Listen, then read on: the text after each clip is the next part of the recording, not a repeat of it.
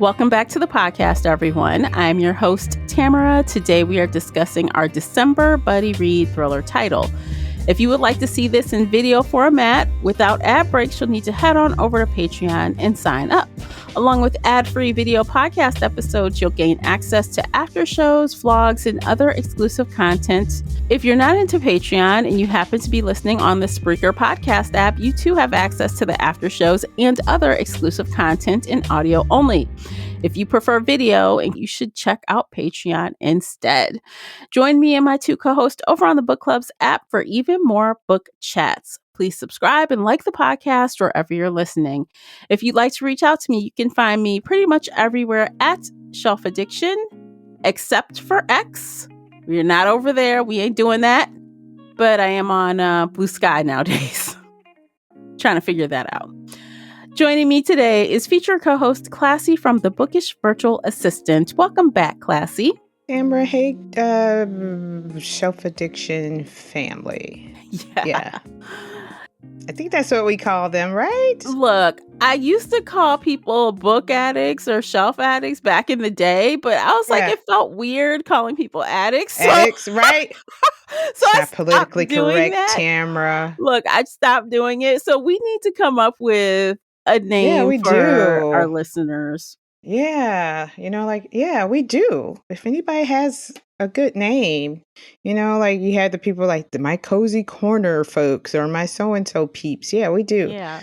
Addicts is not good. No, even though this is a Shelf Addiction podcast, but to be fair, it's like addiction. Shelf addiction sounds better than an addict. I know. So if you guys have suggestions, like Classy said, let us know because we want to call you guys something. Mm-hmm. Instead of just, hey, what's up, peeps? Yeah. Just don't want to do that. Okay, Classy, let everyone know where they can find you online. You can find me as well on Facebook and Instagram and Threads, Classy Green. Instagram and Threads is Classy Green 1 because, somebody tried to take my name, so I had to add a number. And I am not on Mr. Musk's nothing. Mm-hmm. I'm on Blue Sky, but I can't remember what my name is. I'm there somewhere. Somewhere in there. I'm not active, though. No, I'm new over there, too. So I don't really know what's up. I'm trying to figure it out. Mm-hmm. I feel like you got to be kind of brainy to figure out Blue Sky. It's really? Yeah, because, the algorithm isn't one that just finds you. You kind of have to create your own kind of thing. So okay. I have to figure it out. So okay. That sounds interesting. Yeah, it does. Okay, so before we get started, as always, with book chats, we want to remind you that we talk full spoilers. So spoiler alert, you have been warned. Today, we are discussing the book Everyone is Watching, written by Heather Gudenkauf. The audiobook is narrated by Brittany Presley. Published on March 26, 2024 by Park Row and Harlequin Audio. The paperback is 320 pages, and the unabridged audio is 9 hours and 2 minutes. Classy, would you kindly share the synopsis? Yes. The best friend, the confidant, the senator, the boyfriend, the executive. 5 contestants have been chosen to compete for $10 million. On the game show, one lucky winner. The catch? None of them knows what or who to expect, and it will be live streamed all over the world. Completely secluded in an estate in Northern California with strict instructions not to leave the property and zero contact with the outside world, the competitors start to feel a little too isolated. When long-kept secrets begin to rise to the surface, the contestants realize this is no longer just a reality show. Someone is out for blood, and the game can't end until the world knows who the contestants really are. All right. Yeah. So, high level, when you finished the book, what did you think?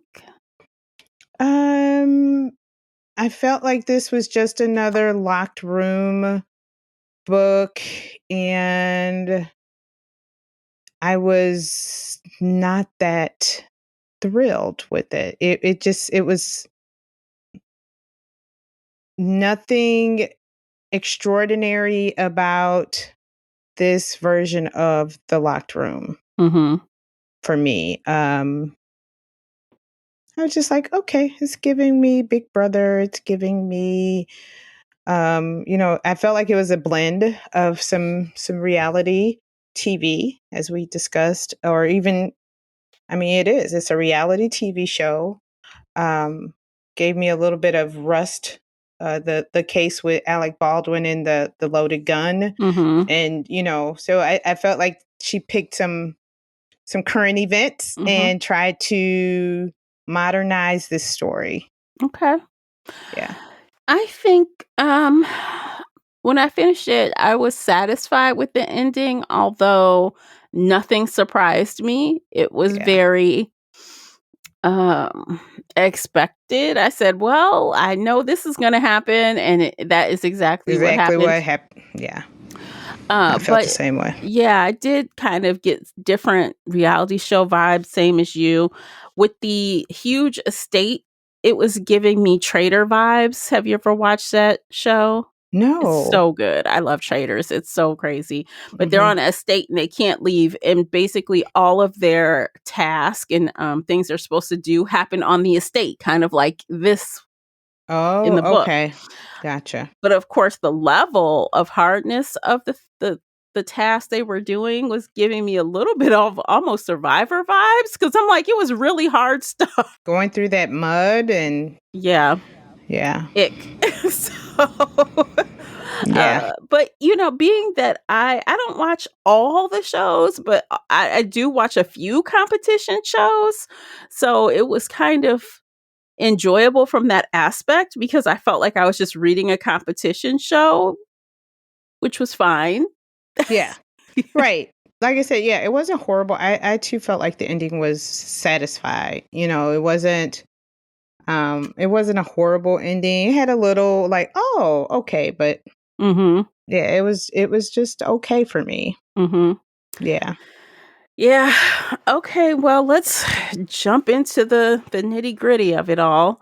I have read Heather Gudenkauf before, and to be honest, I like the other book I read by her better than this one. Have you read her before?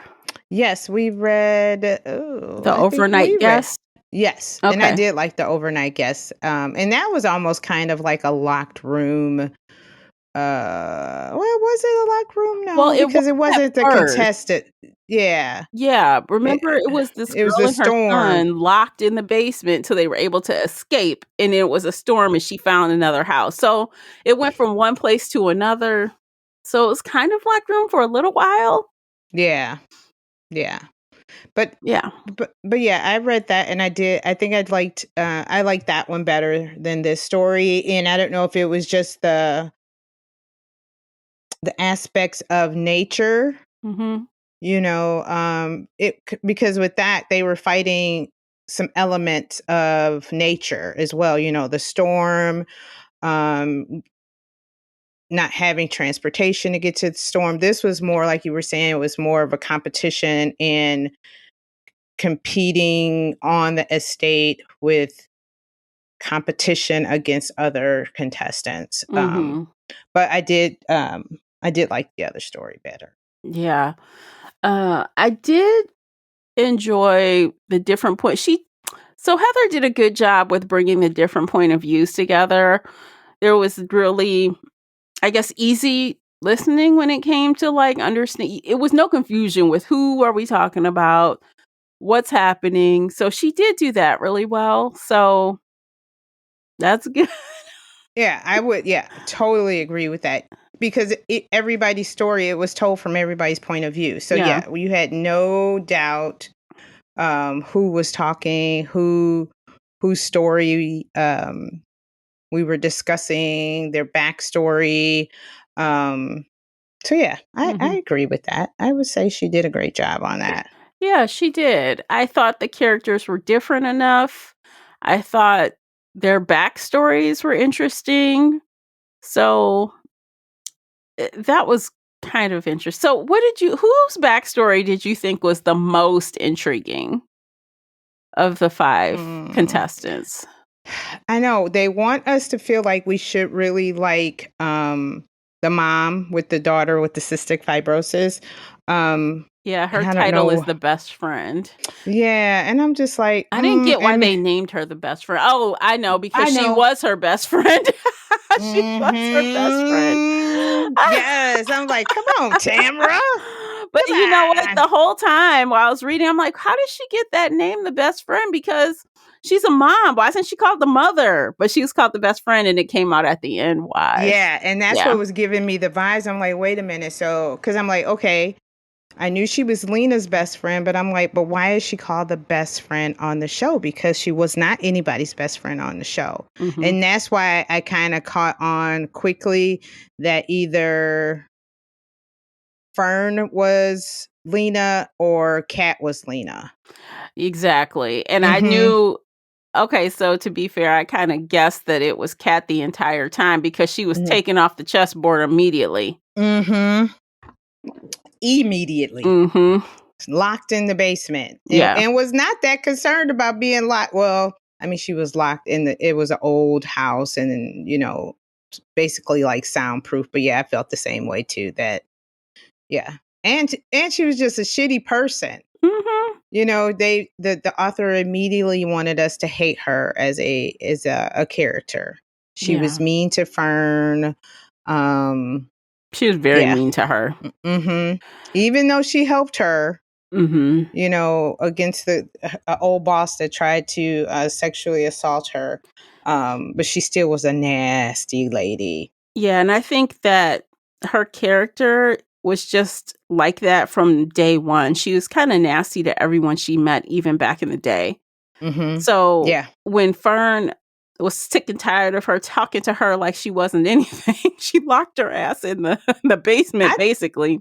I thought she was gonna push her down them stairs. I thought she was gonna kill her. That's what I thought immediately. Well, Like, what's down there in the basement? look, I knew she Bloop. wouldn't kill her because they had a whole, It was too early. well, not Yeah. just that, but they have a whole slew of like workers walking around and stuff. And if Yeah. you kill someone, that's gonna, I don't know. I guess it was just as bad as locking someone in a vault or what was it? It wasn't a vault. It was what do you call the room with all the wine? Oh, a A cellar. cellar. Yeah. Mm-hmm. Yeah.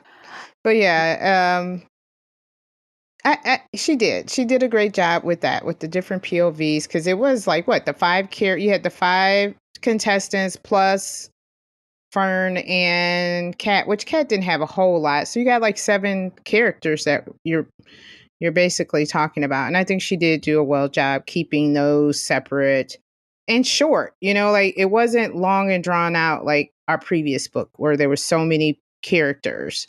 I think she did a great job with, just being really short and concise with them. Yeah, we got just enough on each of them. So, like the best friend, we know she came there because she needed money desperately to take care of her sick daughter. Like they were 2 seconds from being put out of their house and everything. Mm. And then, of course, the confidant is a therapist who is Shady Grady, taking money under the table, cash, and not paying her taxes. The Mm-hmm. senator who had an affair with a stripper and ended up having a kid with the stripper, and he paid for his stripper with campaign money. The boyfriend who doesn't really have that big of a story, but he is like an offshoot to the best friend. Mm-hmm. And we just know they went to the same school and they had an incident happen, right? But he didn't really have anything separate on his own. Like there was nothing, his story directly tied to Yeah. the best friend. Right. Yeah, because he didn't have any like. What was his goal for coming to the show? Like the executive, the senator was going to donate money Hmm. that he won. The executive was going to use money towards his new show, right? And the executive, by the way, is a essayer. Mm-hmm. That's his claim to fame, is going around harassing all his employees. But the boyfriend, I don't remember what he Yeah, was I don't going to know do what with he the was going to money. do with his money because he's a lawyer. Hmm. Yeah, I can't remember what was his motive for coming on the show. And he may not, because all of them, here's the other thing. Even though these people needed the money, they all were nominated. Mhm. According to their letters. So they were selected. Mhm. It wasn't like anything where people were filled out an application or did try, or they tried out for the show. They were all sent emails saying, "Hey, you've been nominated." Which that and alone is very Very strange. shady. Mm-hmm. First off, I'm nominated and I go and it's a competition show with 5 contestants. Like, that is unheard of. That's Yeah. unheard of. Yeah. For $10 million. Right. I mean, it should be like 50 contestants. Yes, for that much. I was like, 10 million. Who has that? Well, this is why it was like no other show ever, and why they even had the show run differently than a traditional competition show. So it was live streamed and people would Mm-hmm. never know when it was going to be on, Yeah, and that. it had a little bit of the whole singing competition thing where people would like vote on who stays. Like, I think that's a singing competition that does that, right? Where they Yes, that call in and vote for people. So it had a to little get bit off. of that. Yeah, so a little Yeah. American Idol, little The Voice feel to it. Yeah, because I think the dating shows is more the person, like the Bachelor. I think the Bachelorette does the voting or the choosing. Hmm. But yeah, I know what you're saying. American Idol, Yeah, The where the Voice. people choose. Mm-hmm. And then of course they were kind of given like little clues, which, to be fair, oh, girl plotted those clues to perfection. She just was harassing these 5 people the entire time from start to finish. She's just throwing jabs left and right. Yeah, And she they don't know was. where it's coming from, who it is, why are they being targeted. It was kind of a mind game for a little while. Yeah. Those little clues, like the one where the lady had to use the sentence where the confidant, it's not like I have an 8-year-old son. I'm like, what in the heck? Where is Mhm. that coming from? Mhm. Yeah, all those little game changers and those little nuggets of clues were. I'll give her that. It was clever. Yeah, it was clever. She really thought it through, that's for sure. Mhm. Um Yeah, it was wild, and she did a lot of effort. That was a very long game. Mhm. I I agree with that. The Mhm, long game was strong, and um I think everybody had a puzzle piece, and there was little, only little things that the person knew. mhm, Um, and it was so embarrassing that you didn't even want the other person to know. right, And I think that's what that suspense kind of um led to this, led to the suspensefulness of the story. It wasn't a whole lot because we figured out a lot. mhm, It was pretty predictable, but like you said, the long game of it. Um, Even though it's predictable, you still wanted to know, how is it tied? Like, what was the tie? mhm, Um, yeah. and they were trying to figure that out almost it took them a while to get on the same page and figure out, "Oh, we need an alliance. We gotta get rid of old dude." So, eventually they all said, "We gotta get rid of the executive. Something wrong with him. We gotta get rid of him, and then we have to figure Hmm. out what the hell's going on." Yeah. So, Right. Because we knew the yeah. first two were tied. Mayor and, oh God, what was this? Samuel. Yeah. We knew though those two knew each other, so we knew that there was a connection there. The confidant, it was like, okay, she was the woman that, she came to see, but it was still like, okay, but why are you really trying to get rid of her? That was my thing with the confidant. Mm. Besides, her doing the stuff under the table. But my thing is like, if we're out for revenge, that wasn't hurtful to you. Well, what was hurtful to her was that she blamed her for her husband leaving her. Oh, that's right. That's right. That's She right. said, "After that session, he listened to you and dumped me immediately after that That's right. session." That's right. I forgot about that. Served her with divorce papers. Yes, yes, yes, yes, yes. Yeah. Yeah, I forgot. So that was Mhm. like the contestants, they were trying to figure out what the link was between them all. And it was actually the confidant, aka the therapist, who was like trying to leading that charge, because the other two, like you said, they knew each other. But she didn't know, and she was trying to figure out, well, who knows all of us? All of us. What is the tie? And she thought it was Fern. She did think it was Fern because, and that was like another look over here, not over there, because little red herring. Yeah, it was a red herring because she thought Fern had came to her office under assumed name, kind of like trying to talk about her awful boss, but it actually was just someone talking about their awful boss. They just looked very similar. It was just a coincidence. Yeah. Because after all of that, it was her dang on assistant that gave her up. Yes. So yeah, it was. I mean, like I said, there are some fun moments and some little, quirkiness, but it wasn't that exciting. No, but even with the lack of quote unquote, like excitement or, oh my gosh, and the without all of the knee-jerk reactions, it still came together and there was no plot hole left. She addressed everything. Yeah. Like a nice little bow. Yeah. I would say that. Yeah, there was nothing where it left me hanging.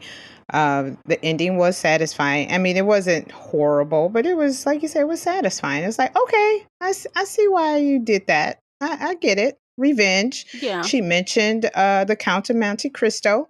Again, a long game. Revenge, very long game. Oh my God, Count of Monte Cristo. Lord have mercy. Yeah. Yeah, but yeah, and once they said that, I kind of knew, like, okay, we're in for it.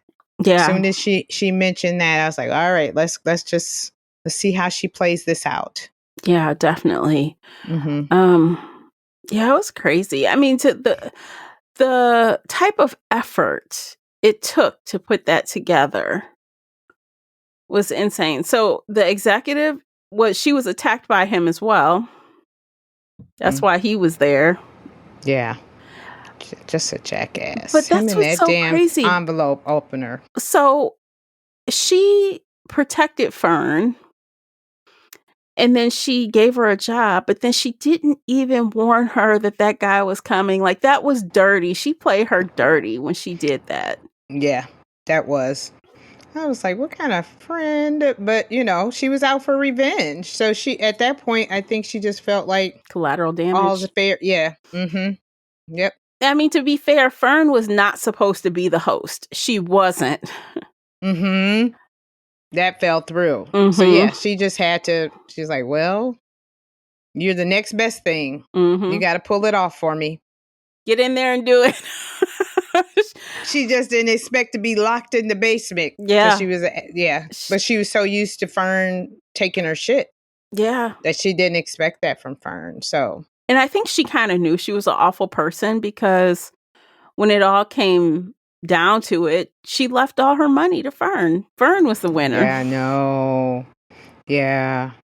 Yeah. I think, that was kind of that was redemptive for me, for her. Like, yeah, I was an asshole, and this is you're gonna reap the benefit of still treating me right, even though you locked me in the basement. She probably I deserved all of that. Fern lucked out. She lucked out that the woman died before she could go change. Yeah, because after that, she would have been on the phone to the attorney like, this hoe gets nothing. Yes. She lucked out of that, with an quote unquote accidental death. Yes, exactly. Ooh, child. Yes. Can you imagine? You basically kidnap the woman, locking her down there, and then you get paid very well for it.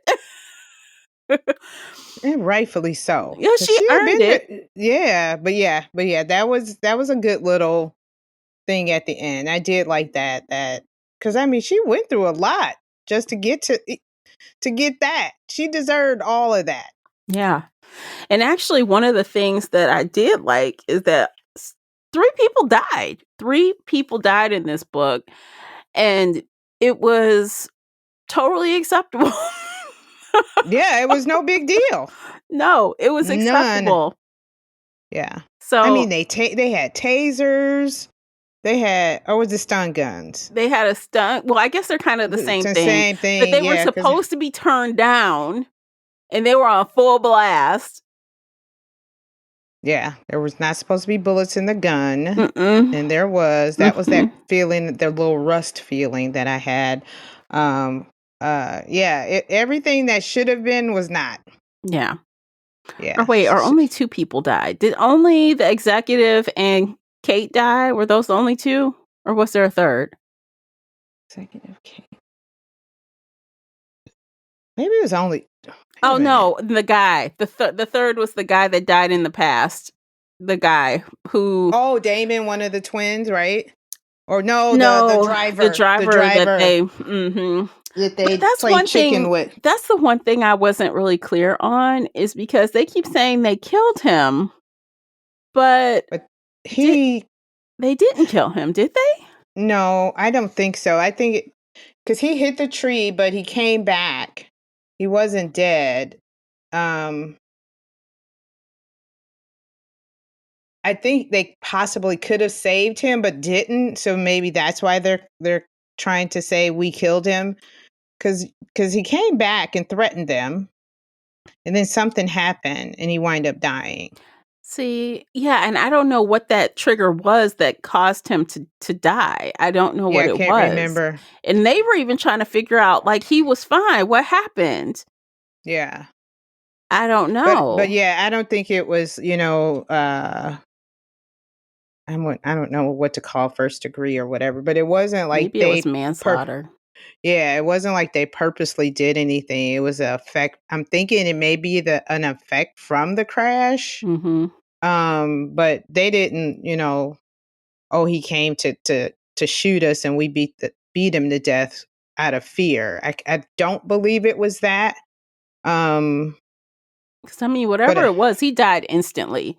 And it's not like they had time to get anybody. Because if you remember, old boy Samuel was like, he was trying to see if he was alive. He's like, he's dead. Let's go. He's dead. Like, it happened that fast. It's not like it was a slow death. And they were like, what should we do? right, Where they it could have was. ran. He died really No. quickly. Yeah, and even because when Damon came, he's like, "I saw you guys," and they're like, "We didn't need to. No, we saw y'all kissing. We saw you make it out," and they're like, that's "Oh no, we told our business." Mm-hmm. Now that's who I thought was about to die. One of the twins, like, oh, he thinks we've killed somebody. Let's kill him, but that didn't happen. No, they saved him, and then he promised to keep the secret. And like someone who, well, you know what they say, only 2 can keep a secret if one of them is dead. That is what Pretty Little Liars says, and that is true. Yeah, because you tell one person, it may not come out for 10 years. Yeah. But it will But come they out. still know. Because somebody can't hold that for too much longer. They're like, this is a terrible secret. And that's the only reason why Kate even nabbed them for this whole revenge thing, is because they were hanging out. They grabbed a drink and he ran his mouth. Years and years and years later. Yeah. Okay, let's take a quick break. By checking out these commercials, you are supporting the podcast. When we return, we will give a few additional thoughts, give a rating, and I don't know, we'll see what else comes up. We'll be right back. Okay, welcome back, everybody.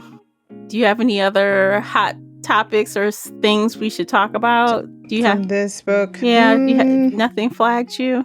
No, nothing just kind of stood out. Their executive producers were just kind of, just secondary low characters in the book. They kept asking where Kate was. And you know what I did enjoy, though? That Fern knew Kate so well that she could answer her text messages in her voice and nobody knew the difference. I was like, yeah. She was just like, just leave me alone. Blah, blah, blah. I was like, yep, that sounds exactly like her. No one, you know how like when they say somebody's been kidnapped and somebody else is answering text messages and they're like, she wouldn't say nothing like that. That's not even in her voice. Mm-hmm. But Fern, she was her assistant, For so a she knew. decade, wasn't it 10 Yeah. years? So she knew exactly what to say Mm-hmm. and to, so people would know she was in the basement. Yeah, she had a pretty, I guess she was pretty vocal about not being seen. Mm-hmm. So everyone knew she was probably going to be hiding out somewhere. She did not want to be in In the anyone's forefront. face the whole Nope. time. So they probably were like, fine, she's doing whatever. Yeah. But I did think it was kind of odd. Okay, so they did have the random assistant show up and help them do something or set them up for the next thing. But I thought it would be more staff around. They had very little staff on this show. Mm-hmm. They did for it to be for $10 million.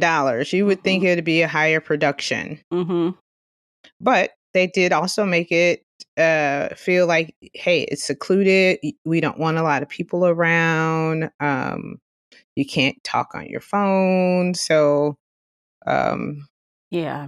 I think that's what they were trying to give. But you would think at $10 million, this would be high quality production. But Mm-hmm.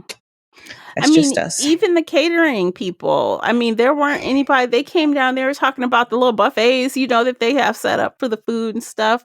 Just like traders, they come down for breakfast. They have a little food out. But like behind the scenes, we're seeing part of the behind the scenes. Where are all the people doing all the things?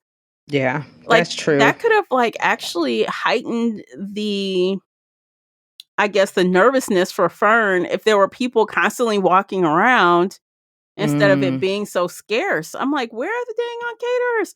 Where are the cleaners? Where are the production assistants? Where are all these people that we know just loiter around reality TV? Yeah.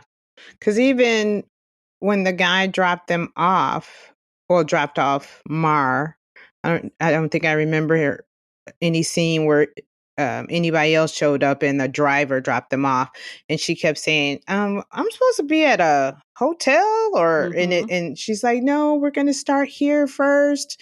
And I'm like, did they ever, because I think they just wind up living on the estate, but I Yeah. thought they were supposed to go to a hotel They were, well, they said originally. that, but then they changed it because they didn't want people to know where the estate was. Mm-hmm. Yeah. But they could have just told them, you're coming to the estate. We're just not going to tell you where it is. Yeah.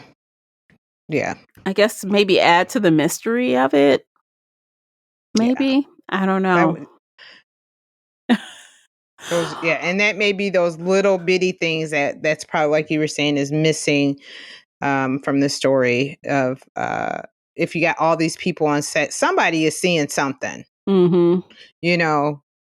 and that may have even added more to the suspense when you have more people on set, because it was basically just two people, right? Fern and the little producer, the other Alonzo or whoever his name. Yeah, I had a feeling there might have been 2 or 3 camera people loitering around, because Yes, at that's certain true. scenes she would say, oh, I saw 2 cameras or something. So maybe 2 or 3 camera people and at least one assistant, because she talked about the assistant came and, like walked them out to the lake or did this or, so they had at least one assistant and 2 or 3 camera people and the host.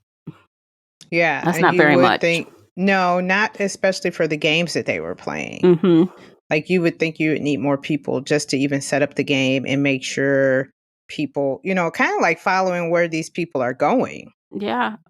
Yeah. And I guess they had medics, right? They had somebody there that was supposed to be able to help them. And Sam was like, where are the damn people to help save us if we drowned? Where are the lifeguards? Where are you gonna have people swimming in a pool or a frozen over thing where there's one exit? You can only get out one way, and they're diving deep to get these things.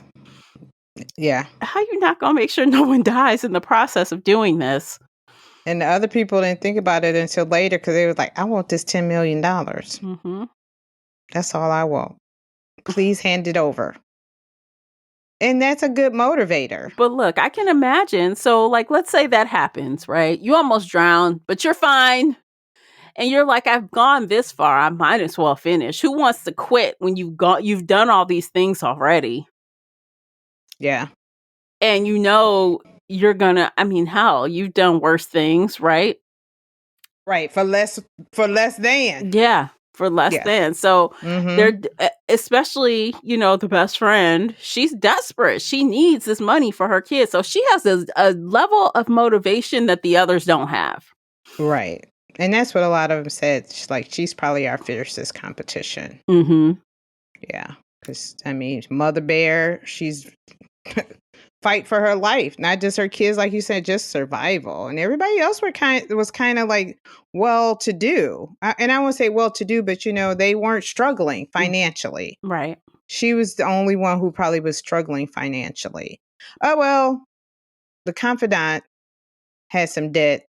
Yeah, because she's a spender. She just wanted to buy stuff. Mm-hmm. Mm-hmm. Yeah. So, Yeah. Mm. So what did yeah. you think about the social media aspect of the game? I thought it was interesting. Like, I love the little name she gave the people, Mm-hmm. the their little handles. But I did like that. I think that added a little flair to it because it kind of gave us um the feel of what the audience would say. Because I mean, even I've watched The Voice, I've watched American Idol, and Survivor, it's been a while, but you do talk like that. And Mm-hmm.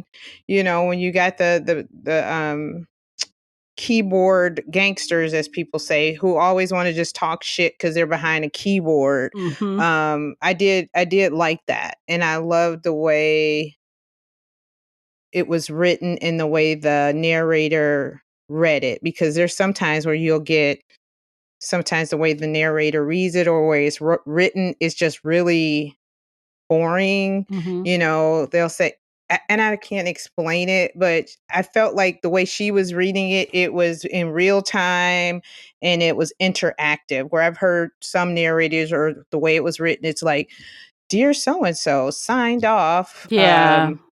I think we've read another book where it was like hashtag blah blah blah, hashtag blah. It was just Yeah. constant, and it was just like, oh my god, I can't take this anymore. Mm-hmm. But this way, the way she wrote this, it wasn't overkill. Like No. I looked forward to hearing the social media aspect of the story. That's because their social media was over a live event. So no one Mm, uses hashtags when they're chatting in a live mm, event yeah, versus the other where people are tweeting or whatever and throwing up yeah. all these hashtags. I remember that. I was kind of like, Mm, ugh. So this live kind of commenting definitely felt different. mm-hmm. It did. It Mm-hmm. felt very interactive. It felt I enjoyed it. I think it did lead um to the story. It added a flair, enjoyment to the story, because it was as if I'm watching this all take place too. Even though I'm a reader, Mm-hmm. but hearing other people's views, because I was just like, that's probably what I say too. Mm-hmm. And I I mean, think I feel the same way. to hear people's opinion on like the senator. And people like, Mm-hmm. oh, he served our country. He's great. Oh Yeah, my and they're like, gosh. "Yeah, you don't know about so and Yeah. so." Yeah, or You know. about the executive. Mm-hmm. Oh, I worked with him, and he that what somebody said, he grabbed more than his fair share of. It's like, oh, See, you know what? When he didn't recognize Fern, the first time he like rubbed against her, I would have been like, oh, so you a dirty old man. I would have called him out in front of everybody because you don't remember me. But she's so timid. I would have been like, oh, you a dirty old man, aren't you? He would have stayed far away from me because I would have been like, put him but on blast. but he was just so arrogant that he didn't even care. No. He And the didn't even care. and the crazy part is he's like the producer of a true crime series on TV. Yes, I know. When I said, I was like, oh, a criminal Mm, producing criminal shows. mhm. No, I've never. Have you ever? Nope, never been. And he wasn't. He was never arrested for sexual No, assault. because I don't think a lot of people told on him. Probably no one told on him because he They had the were afraid. power. Yep. Yeah. But when she said, "Have you ever ran a envelope opener up somebody's dress and drew black blood. He was What? like, He said, what? She's that's a like, little specific. she said, are you going to answer? Or you going to pass? What's going on? You going to shoot? Because at this time, they're playing like Russian roulette Roulette, with yes. supposedly a empty gun that was Yeah. not empty. But yeah, she got real specific with it. She was like, can't deny that one because you may not have gotten arrested for, sexually assaulting or, aggravated, whatever they wanted to call it, harassment, whatever. But you did do this, sir. Yeah, You can't deny that one. Hell, Fern was trying to get him killed. She handed old girl a pill. She handed her a pill in her clothing and said, with a little note like it was from the show, like, hey, you might want to use this when you.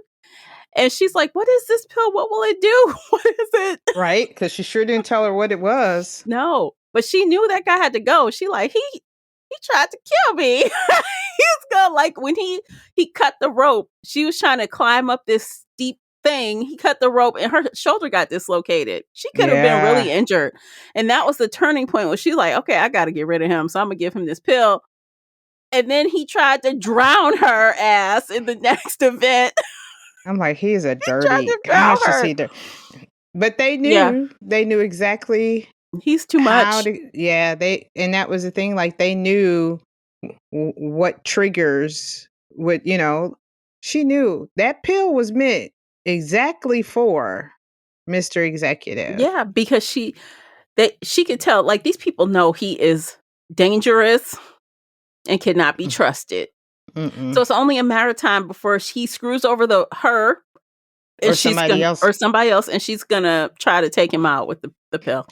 Yeah, because everything else, I don't think there was any like dangerous game changer. Well, they gave him the knife as a game changer because they knew he was going to use it to his advantage. And then that was just going to turn around to make somebody else want to say, oh, we need to get rid of him. And the knife is, I'm surprised they didn't give him a letter opener.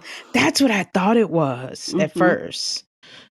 That's what I thought it was. But I was like, if he got a letter opener, it would have probably been so obvious. Yeah. Yeah. I don't know. He sounds like he's just so arrogant and full of himself that he wouldn't have thought anything less than until the very end. Yeah. The things that they were doing to each other. And again, while I wasn't all too surprised about what was going on, it was still interesting and it kept my attention. I read this in 2 days. It was like fast paced. Yeah. It caught my attention. Nothing was dull. The narrator did a great job. I like Brittany Presley. We've read her or listened to her quite a few times. Yeah, I like Brittany. Yeah, and the writing was good. The writing was solid, even though, again, no surprises, but I don't think maybe this story warrants a surprise. It was more like I don't know, just suspense. A lot of suspense, maybe? Yeah. Yeah, because it wasn't psychological. No. It wasn't. I mean, you could. It was for them. They were psychologically harassed. Right. But as a reader, it wasn't. It wasn't. But yeah, it was. It was solid writing. I think that might be the only thing that may not have made it exciting to me was it was predictable. And like I said, this story has been written before. This is just a different twist on it, but this type of story has been written before. I mean, she mentioned the fucking Count of Monte Cristo. Yeah. So yeah, it has been done before. It's hard to come across truly original stories anymore. Yeah, it is. But like you said, you can still do it with a different twist. But yeah, it wasn't horrible. A little touch of this, a little bit of that. Like she just had a recipe and she just took a bunch of different ingredients from other things that she saw and watched. And that may be too, it's like, I've seen this before. But I did like the pacing. I finished this too in I started it yesterday, did a little traveling and finished it today at 1.5 to 1.8. I think, at the end, I started doing the 2.0 because I got kind of used to the voices. But Yeah, it was a quick read. Yeah, Yeah. definitely. Yeah, I Mhm. had a good time with it. So, and I think that's like sometimes the most important thing. Like, do you have, as long as the writing is solid, did you have a good time with it? You know, Mhm. I guess I'm trying to be a little more lenient at the end of the year. I found myself being a little lenient with the fantasy book chat I did earlier this month. I liked Oh. it. I had a good time with it. So was it flawed? Hell yeah, but I still had a good time. So I'm like, I'm feeling the holiday vibes. It's rubbing off on me. Gifts. You're giving out I'm giving gifts. out gifts in Yeah, December. cause see, cause I'm like, I know you, Tamara. She feeling generous over here, Yeah, y'all. yeah. That's what it is. It's the good mood. Yes. It's the good vibes. Good vibes. Yeah. Yeah. But yeah, I mean, I will read more by Heather Gudenkauf, I think. Yeah. I really I'm like not giving up on her yet. yeah, because both books were good. The other one's a little Mhm. better, like we said, but this one wasn't flawed, really. So Mm-mm. No. yeah. No. Like I think what may have helped me a little more would have been maybe, just maybe, more of a backstory of Cat. Um, I'm trying to think here because I know you haven't read. Is it the boyfriend? Have you read The Boyfriend by Frida McFadden? No. Okay, because this is giving me a little boyfriend with Frida McFadden. So I kind of wish but I get where Heather was going to with Kat and not giving us a whole lot of Kat's backstory because of that element of surprise at the end. But here's the other thing. Even with that element of surprise, you and I had kind of already figured out that it had to be Kat or Fern, Mhm. especially when you call Mar best friend. So Right. we had to know that it had to be one of them. So I feel like with that aspect, if you're going to call her the best friend on this show, that we could have gotten a little more backstory maybe on Lena or Fern. Mhm. Because I felt like they were just kind of thrown at us and I didn't get the character development of them two. I felt like maybe I needed a little more. Like we knew the contestants. Right. But I felt like I needed maybe a little more of Fern and Lena. I think that was by design though, because Mhm. the author really wanted us to focus on what was happening, the bigger story that was happening of the murder Yeah. or accident, right? Mhm. And yeah, we knew they were kind of mean girls, right? They were mean Yeah. girls and Yeah. they were there, but I think on purpose she didn't want us to pay too much attention Much to attention them. to her. Yeah. Mhm. But I just felt like too, like with that ending with, oh, she's dying and she has this, and that. And I was like, okay. You know what could have been left out though was Fern. She was the one that was watching on her TV, right? Or was that Lena that was watching? Who was watching? Lena. Because Lena, Fern, yeah, Lena was the one that wound up because watching. Fern is Kate. No, no, Lena is Kate. Lena is Kate. Okay, so Fern was the one watching on her tablet at her house, and she's like, "Oh, I know Oh, them." Remember those scenes where we got her like present day? She's like watching it, and she's like sitting around waiting for the go live, and she's watching, and she's like, she recognized who they were even when they were chasing Kate slash Lena down the hall trying to get the laptop. She's like, "Oh my gosh." That's Fern, she or Lena yeah. or whatever. I'm confusing the 2 names, but she's Right. the other girl of that group because she's like, "Oh, I know them." Oh, okay. I see what you're talking. She Yep. was the outside person watching, knowing these people. Mhm. Yeah. Then that probably could have helped more. Yeah, So, because she was like, I don't know why she was there exactly, just I don't know why they had her in present day. She didn't need to be in present day because mm-mm. she was just a watcher. She was watching it with everyone else. Yeah. Exactly. So, I don't know. Mm. Okay, should we go ahead and rate it? Yes, please. Let's rate it. Okay, I'll let you go first. I gave it a 3. Okay. All right, that's fair. Yeah. Merry Christmas. You get a 4.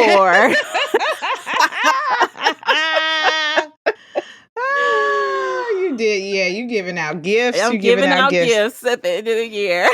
Yeah. But I did enjoy it. So, I mean, let me tell you, if this were any slower, it would be a 3. Mm-hmm. Just looking from just the level of entertainment value and disregarding the fact that it was obvious who the main culprit was, Right. did I get entertainment out of it? Yeah. Was it very fast? Yeah. Well, Yeah. that's why. And Okay. again, I'm feeling the holiday spirit this year. Yes, you are. And I enjoyed Brittany. The narration was really good. She does all the voice, male, female. She does a great job. So, the narrator is spectacular. She always does great. And I like this author. I feel like we'll both read her again for sure. Yeah, I definitely will. But yeah, it was like, it's okay. But it wasn't horrible, but it was okay. Yeah, so, yay! Okay. You guys, let us know what you thought of this title. Did you love it? Hate it? Did you feel meh about it? Did you come in the middle? Let us know what you thought about Everyone is Watching. Literally, everyone's watching. They had like millions and millions and millions of people viewing that live stream. Yeah. So everybody was watching. Yes, they were. Okay, I think we're going to end things there. Okay. And we'll see you again in 2025 with our new buddy read for next month. And don't forget, like, subscribe, all that fun stuff. Come back next week because we'll have our year-end wrap-up. So that should be fun.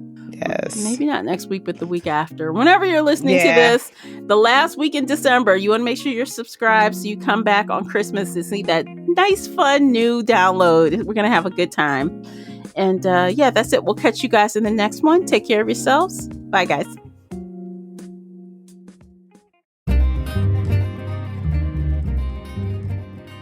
Did you enjoy today's episode? If so, please head over to Apple Podcast or Spotify and leave a positive 5-star review. It's a simple action that makes a big difference. You can also like this episode on your favorite podcast player or share it with your fellow bookworm friends on social media. Joining the Shelf Addiction Patreon family is another way to support us. For as little as $2 a month, you can help our team create even more amazing bookish content. If Patreon isn't your thing, consider becoming a supporter on the Spreaker app for just $5 a month and gain access to exclusive audio-only content. You can find me everywhere, including Instagram, X, and TikTok under the handle Shelf Addiction. Join our book club of the same name on the book club's website and app, where we discuss all things bookish and more in a safe space. The Shelf Addiction podcast is a part of the Nerdy Maven Network. Thanks for tuning in.